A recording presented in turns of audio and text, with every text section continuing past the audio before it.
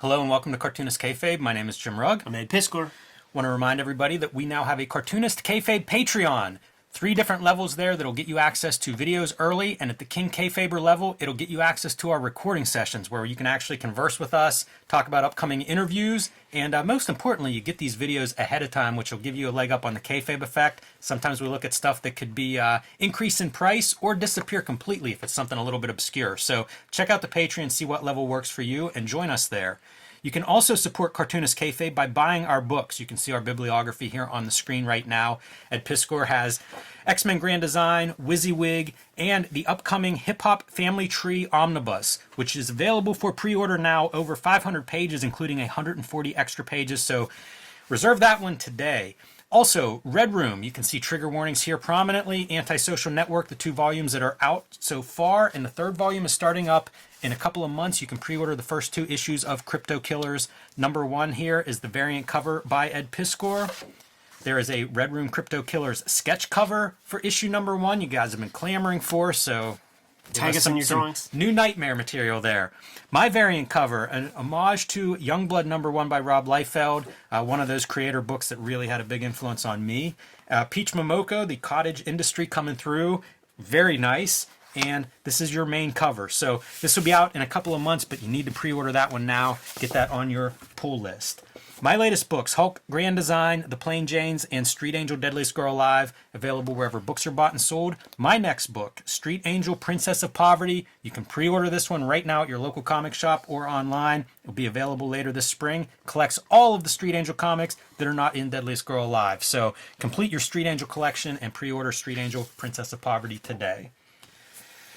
Boy, speaking of a juxtaposition, Ed, from Street Angel to Razor, about as far apart as we can get.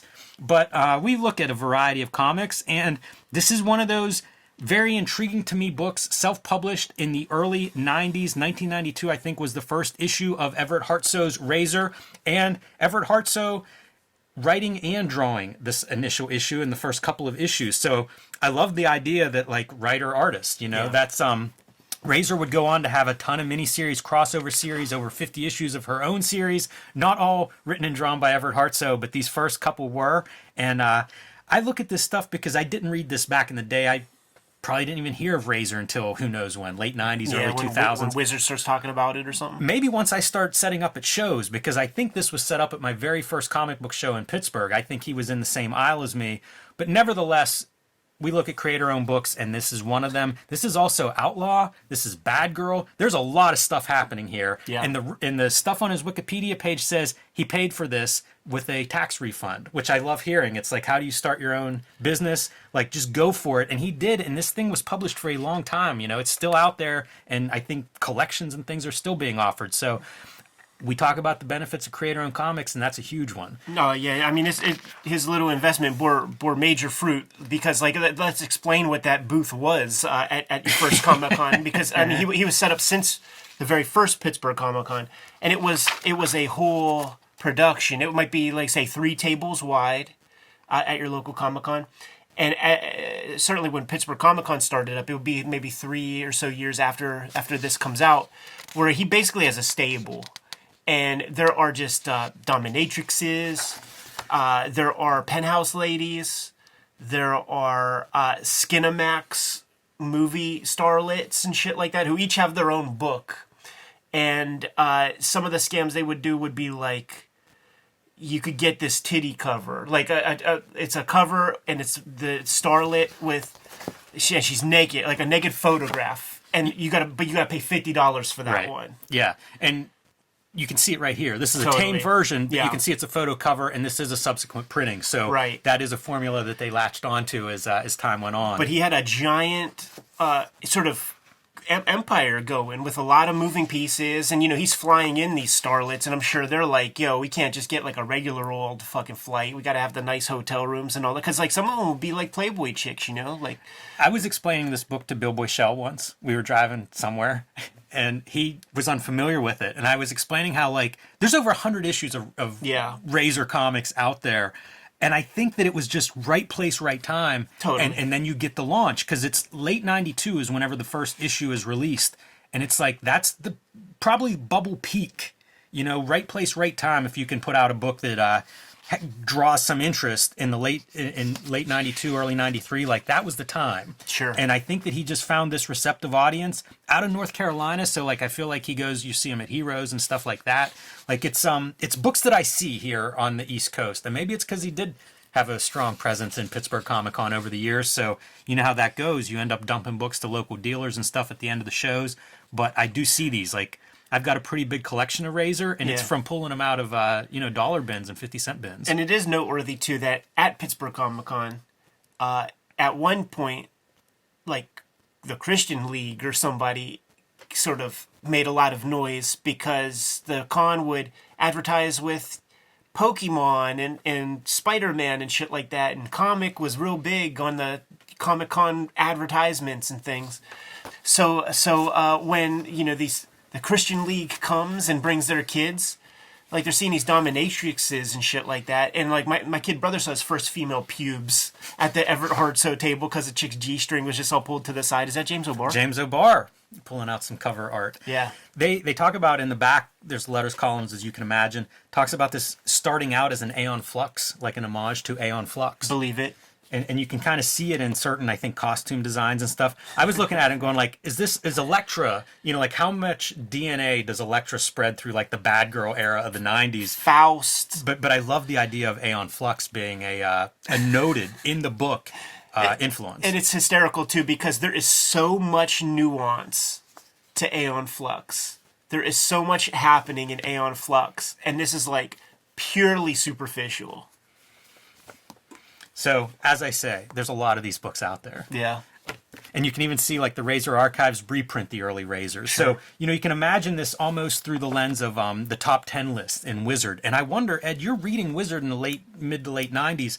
Was Razor represented in those very lists? Much. Yeah, very much, man. Yeah, it feels like it should be. If you were into like the bad girl stuff, I mean, this feels more satisfying to me than like a Witchblade.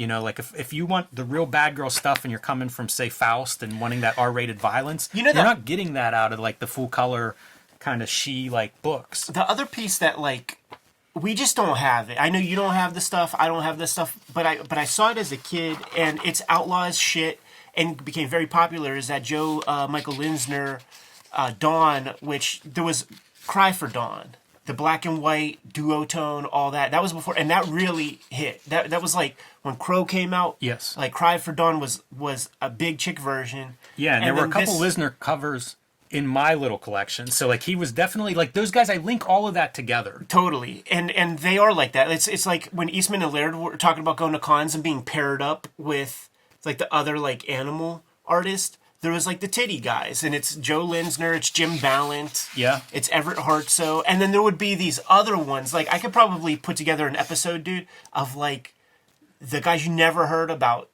who had like a couple self-published like titty comics. There's one called Harpy.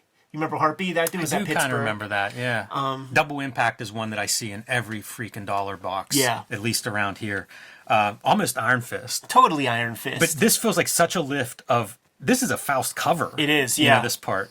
I love the duo shade, though, and this is newsprint. If you can't tell at home, this is newsprint that we're looking at here. It has those qualities, like this is Outlaw comics. It's sex, violence. I don't know if there's anybody that you would cheer for in these comics, like it's drug dealers beating up other drug dealers. Button your Liefeld on the shirt. Right. The lettering is that like it's like a label or something. Yeah, the label makers. That's what it looks like. Yeah. I wonder if that's what it is. It may be early digital cut and pasted like I think Silverwolf, but it does have that label maker style font. Yeah, my parents had a Brother word processor, and you could put, I forget if it was like a disc or maybe it was like a literally like the ball from like a typewriter. Where you had like different fonts, and I just forget exactly how. I think it was maybe a cartridge or something, but you could get the like Comic Sans cartridge. Yeah, I always loved this. It's not exactly this, but it's almost this font would be in like the New York City Outlaws. A lot of the Ken Landgraf stuff, he must have had a label maker like that, and there's something about it just adds to sort of that like homemade, very 90s. It's not quite right, but it's great. Like it has that quality. It communicates comic book hand lettering, and if you're too shy to do it yourself, it's like, oh well, this is good enough. It is, yeah.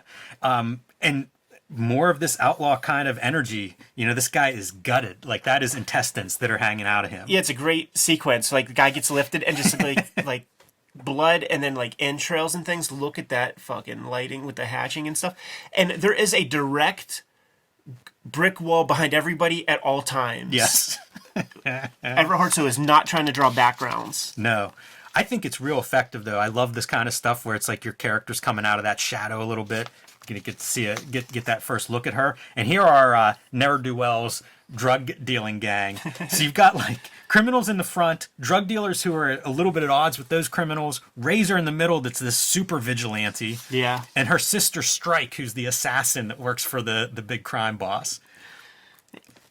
Like, you just don't even need those captions. No, of course not. Just show the thing. I wonder if Everett Hartsoe has, like, if this was his first comic. Seems like it. It has that energy, and again, like, I'm on board for that. That's what I want. Yeah, this is a little extreme, but it still has that, like, go for it energy. There's Yeah. a certain, I don't know, liveliness from that. Yeah, I'm fine with the extreme.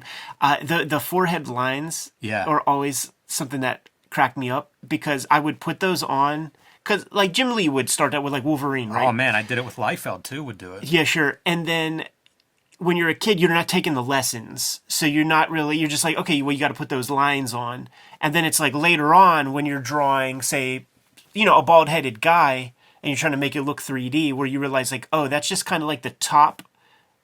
Like, it's the front plane of the face where the forehead meets the top of the head, and you got to try to sell that in an image. I wonder who starts that. Is that an Art Adams like Wolverine mask or something? Yeah, maybe, or probably Barry Windsor Smith. It was so prevalent, and I would do. You can see some stuff too, like the cross hatching under the cheekbones was another one where at some point I did that on every drawing, and Yeah. at some point you realize like, what is that? That doesn't Right. make any sense with any person I've ever seen. But like you could see it, and I certainly used it all over the place as well. How about this? Cut the top of the head off, brains revealed. Pill in the caps, man. And it looks like cheese curls. Yes, it does. That's awesome. Love the borders too. Like, it's not a bad comic the way this is produced. It's kind of wild, but like makes sense sort of within the storytelling. Real raw. Eyeballs shooting out. This reminds me of the head coming off of that commando scene whenever he's in the shed. Yeah. And flings the saw blade through the one guy's head. She ain't called Razor for nothing, man. Flaying a dude straight down the middle. And that is your classic outlaw blood, man. Just the black ink blood Good liquids. spraying out. Good liquids. And there's your brick wall with some graffiti right Behind behind her. everybody. Behind everybody gets the brick wall. See? and they're always really close to the brick wall. So look, let's figure this out in like 3D space. Razor is behind the brick wall with a window with some boards, and then her sister is behind another brick wall with the trash can. Yeah, that's a narrow alley, and they're facing each other. Well, I guess maybe, there's Razor right there, so maybe she snuck up behind. She does sneak up behind her. You know what? That's fair, because here's the whatever this is wrapped around her neck. They are the Betty and Veronica of Outlaw Comics. Wow. You got the brunette, you got the blonde. You might have named this video. And they have such a fucking 90s haircut, man. My mom had that haircut. That's hilarious. And then an Everett Hartsoe pinup to. Oh, look at that. add Flayed to the fun. skins. It's pretty hard. Flayed skins, baby. Skulls on pikes. Also in the alley, by the way. I'd like to know how you set that pike in the ground. Dude, this really Maybe makes the me sewer. so nostalgic for that Pittsburgh Comic Con 1996, 1997, when there were all these dudes with their fucking nonsense black and white comic. I grabbed every single one. We're talking Chris Yambar's Mr. Beat. Yeah, a far cry from this one too, by the way. Like I look at some of the background art here. This is William David Floyd. I don't know that name, but the amount of like fine line that he's hatching out this stuff Yeah, it's with really cool. is pretty impressive. And boy, is everybody in for a treat, because Codename Heavy Metal, Hartsoe and Tim Tyler here doing the at least the cover art. You know that I'm not going to leave you guys down at home. Also signed. See, this is a guy that came through Pittsburgh. The reason that I have these. Yeah, so this don't got the Tim Tyler joint. It does not. No, it doesn't. And it's not Hartsoe on the artwork inside. You see Michael Ortez is the artist of this first story. And I did want to flip through it just because, like, look at how Image-esque this stuff is. Absolutely. And it still has that outlaw quality, but it's I mean, this is Youngblood #1. Dude. It is. This yeah, is Chapel in bed. It is. Look at the pubes. Come and see that. See, that was my brother, man, at Pittsburgh Comic Con. It was exactly that kind of deal, man. Where like the chick, she had the winter bush. But I mean, this to me, I love the idea of like, I'm sure Everett Hartsoe was like Image, sell out soft stuff. This is real close. Same aesthetic. Yeah, totally. And this is the aesthetic of those comics. Like that Heartbeat comic I mentioned, it has the Jim Lee double lighting and the tapering. And it looks like you can see like this thing is inked with markers, but it's also like the grayscale is marker. You can see brush strokes and things in the background as you're getting that gray stroke. And shadow on the face and forehead, much more effective to me than that hatch, that half circle hatch that we all did. Yeah, that's for computer colorists to let them know. This is kind of a cool, for an outlaw 90s comic, and Necrocops is your background. Good title. This is ridiculous. Because here's our Necrocop getting ready, so we got to start out with topless. And then blow away some of these zombie dead that they're out there fighting. Great car. Cool design. Yeah, gotta love that. And whenever you're out there fighting zombies, what are they going to do? Rip your shirt off. Sure. So, as she started, so will she finish this. Those are this those great adventure. early '90s breast implants that were on Geraldo and stuff, where this shit was leaking and just fucking people up, getting real sick. You get your letters page here, a little bit of info, what's coming up, and that's it for this second printing. I don't know if anything else major was changed. I think some of this stuff, like this back cover, is probably a little bit newer because I don't think this was ready when issue 1 happened. The front cover was a Tim Tyler inked Razor image with Everett Hartsoe on the pencils too. So like Tim Tyler, man, he's the guy who defined Outlaw Comics in a way, man, because he certainly had his fingers in a lot of pies. He touched everything. Yeah, he really did. Weird comic, it's pretty cool. It's one of those that's like, it's bizarre it exists in some ways. Yeah, and it struck at that time when everybody's buying issue 1 of everything. You didn't want to be lost in the sauce like you were with TMNT issue 1, and it's a new era, a lot of new interest. And Hartsoe is a hustler, as you mentioned with like the photo covers. Like as this series picks up, you'll end up seeing pages of ads in the back for like back issues and cover variants and all this stuff. Yeah. So a few of those guys, like Jim Ballin, I think does some of that with Tarot, where you'll see like the mail order, I think, is a big part of the sales and the success of these comics. Sure, yeah. You never see Tarot comics like in the quarter bins or anything like that, but you would see that there's like over 100 of them. Right. And he really pumped his name up by doing that Catwoman and really exciting people with his work on that for years. Like, I don't think he skipped a deadline. No, he did like 70 issues or something. It was really impressive in a time when people were criticized all the time for being slow. Yeah. He seemed to learn that deadline message at the Kubert School. Yeah, and like I said, I think that there's more than 100 issues of Tarot at some point. Yeah. Maybe he's still doing it. I see him at conventions. It's a real alternative business model in a lot of ways. I think that these self-published books that make it to 100 issues or so, like that is a different outside the diamond system. You just got to have some other kind of administration. Like it's selling paper stapled down the middle. Like, can you figure out how to do that? You don't have to use the roads, like the path of least resistance. You can do other things. Elvira, like when I was in art school, there were several teachers that worked on Elvira comics that you never see, but they existed, and you could see ads and like Comic Buyer's Guide for these things. It was all just mail order. Oh, I should say, Razor's whole mission is her family was killed by that crime boss when she was a little girl, so grew up. Think of like Frank Castle or Batman, like Batman's origin, but grew up with those razor blades with the mission to kill that crime boss. So that's what's in here, the very early stages of that story. The very early stages. Part one of many. Jim, I need to get out of here, man. I need a unicorn chaser. Kayfabers, like, follow, subscribe to the YouTube channel. Hit the bell. We'll notify you when new vids are available. Subscribe to our Patreon. Directly in the link below this video in the description, you'll be able to find a link to do that. The King Kayfabers are watching us record this right at this very moment. And if you're a King Kayfaber, you're getting all the videos ahead of time. But the vids are brought to you by the books that we make. So, Jimmy, tell the people what you have. Hulk Grand Design, The Plain Janes, and Street Angel Deadliest Girl Live are all out and in print right now, available wherever you buy books. Street Angel Princess of Poverty is my next Street Angel book, coming out later this spring from Image Comics. It will collect all of the Street Street Angel comics that are not in Street Angel and Deadliest Girl Alive. So you're going to want to have both of those volumes on your shelf. You can also follow me on my patreon.com/JimRugg, where you can download out-of-print zines and minis. You can see a lot more of my artwork and comics there, and you can see what I am working on next.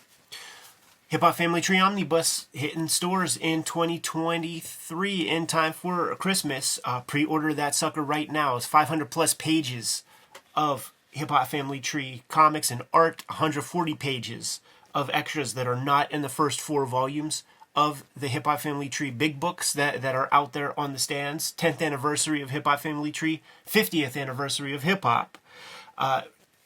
4 volumes of Hip Hop Family Tree on the stands right now. 3 volumes X-Men Grand Design, 2 volumes of Red Room, of which we are celebrating a new round of Red Room comics in 2023, coming in May. Red Room Crypto Killers, issue number 1, going to hit your stores. And we have many flavors of the cover for issue number 1. Look at the Jim Rugg cover right there, Peach Momoko cover. These are my ringers to get people excited and sexy about Red Room. And this is the cover that you will see in the stores that everybody can get their hands on really easily. Murder on the Dark Web for Fun and Profit, banned in 26 countries, banned in about 15 comic shops. We met some of those comic shop owners. They expressed their sorrow that it had to be canceled in their town. Every story self-contained. Scoop them up. Support the Patreon. You can read these comics before they hit paper. Jim, what else do we have? Subscribe to the Cartoonist Kayfabe newsletter at the links below this video. You can also find Cartoonist Kayfabe t-shirts, merchandise, mugs, hats, stickers, and more at our spread shop. That link is also under this video. Oh, great ways to support the Cartoonist Kayfabe channel. Given those marching orders, we'll be on our way. Read more comics.